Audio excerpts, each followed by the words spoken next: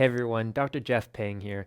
There are a lot of misconceptions when it comes to treating myofascial pain or chronic muscular pain due to trigger points. A lot of people get confused because there are just so many treatment options out there. And which one are you supposed to use? Are you supposed to use topical or oral pain medications? Do you use a massage gun or a TENS unit? What about a Theracane? What about foam rolling? So in this video, what I want to do is to talk about all the various types of modalities, as well as go over my approach to treating people who suffer from chronic myofascial pain and trigger points. Let's get started.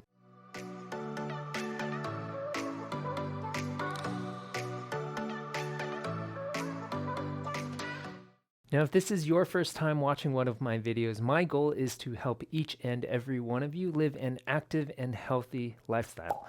So if that's something you're interested in, please consider subscribing to my channel. Myofascial pain is by far the most common cause of chronic muscular pain, and they are caused by underlying trigger points, which most people know as muscle knots. So if you've ever gotten a massage and you were told you have tight muscles, or you have areas that are incredibly painful when getting a massage, well, all of those are due to trigger points. And trigger points are these really hyper-irritable, hypersensitive bands of muscle fibers. And they can be caused by all sorts of things. They can form after trauma, after injury, or repetitive use. They could be from poor posture. They could also be from lack of sleep or from stress, both mental or physical. And you can form these tender spots or these trigger points in any muscle. And the most common are actually in the neck, shoulder, and upper back. But other common places also include the low back, hips, and glutes, as well as in the quadriceps and the hamstrings. Now, I made another video explaining what trigger points are, so please check it out if you want to learn more about them. So all of the modalities that you hear about to treat muscular pain, soft tissue massage, cupping, massage guns, foam rolling, TENS units, Theracane, pain medications, heat, all of these are designed to target and eliminate trigger points. But because there are so many different options and each option works differently for different people, it can be pretty confusing to select which one or which group of options would work best for you. So to understand which modalities you may want to try, we need to first look at this diagram. I call this the trigger point pain cycle. So we start at the top. You have a trigger point. Now, whatever the cause of the trigger point is, ultimately you end up with a hypercontracted muscle, and that's going to clamp down on the muscle and everything around it. Specifically, it's going to clamp down on all the small blood vessels, which cause restriction of blood flow to that area.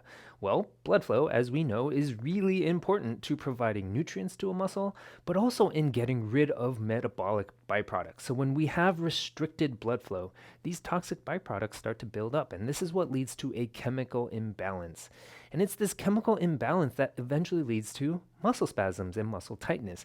And all of this leads to pain. And so the longer that this goes on, the tighter the muscles causes even more muscle tightness. It causes more blood flow restriction. And all of this just repeats on and on and on and on, resulting in more and more pain. And that's why trigger points and myofascial pain is so difficult to treat, because not only do we need to treat the pain, but we also need to stop the trigger point pain cycle. So what all the different treatment modalities do is to target each one of these points in the cycle. And I've found that patients who try to target as many of these points as possible have the most success in getting rid of their trigger points for good. So for example, heat. Heat is excellent, and I have found it to be much more effective than ice when it comes to treating myofascial pain. Applying heat helps increase blood flow to the muscle, so this would directly counteract and potentially treat the restriction of blood flow. Heat also loosens up the muscles, which helps treat muscle tightness, whereas ice does the opposite. Ice actually has a vasoconstrictive effect, meaning it clamps down on blood vessels, which can potentially make the problem worse. And what about medications? Well, meds such as ibuprofen and naproxen not only treat pain, but they also help address the chemical imbalance that could be building up within a muscle.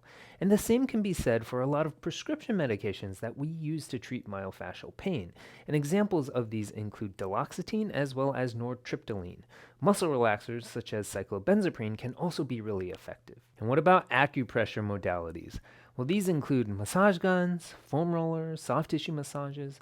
All of these help reduce muscle tightness and increase blood flow. Stretching, exercising, strengthening, All of these are targeting muscle tightness and muscle spasms. All of these also increase blood flow to the muscles. TENS units help increase blood flow and address chemical imbalance. And trigger point injections or dry needling help address all 4 of the areas within the trigger point pain cycle. So when someone asks me, well, which modality is the best one and which one should I use? I actually tell them that I want them to use a combination of all the different types of modalities. We really want to try to attack each area within the trigger point pain cycle. For example, someone may decide to take ibuprofen to help reduce pain and address any chemical imbalance. Then, 3 times a day, that person would apply heat, use a massage gun, and perform targeted stretches. And hopefully, over the course of many days or weeks, all the trigger points would slowly get released. Now, it's important to understand that trigger points usually don't form overnight, so they don't go away overnight. It takes persistence as well as diligent treatment over the course of weeks to fully treat chronic muscular pain and myofascial trigger points. Lastly, if you are looking for stretches to do, please check out my other videos, which I will link in the descriptions. And if you found this information useful, please consider liking the video and sharing with others. Thanks, and I'll see you next time.